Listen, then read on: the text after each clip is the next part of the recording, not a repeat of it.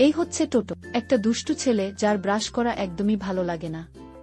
প্রতিদিন মা বকা দেন, কিন্তু টোটো শুধু হেসে এড়িয়ে যায়। একদিন সে যখন ব্রাশটা হঠাৎ সেটা ঝকঝক করে আলো ছড়াতে লাগল। টোটো চোখ খুলতেই দেখে সে একেবারে অন্য এক জগতে চলে এসেছে। প্রথমেই সে পৌঁছায় ডাইনোসরের দেশে। একটা ছোট ডাইনো কাঁদছিল কারণ তার দাঁতে ব্যথা। টোটো ব্রাশ করা শেখালো গোল করে ঘষতে ঘষতে। ডাইনো খুশি হয়ে হেসে উঠল, ইস, আরাম লাগছে। পর টোটো চলে গেল এক জলদস্যুর জাহাজে।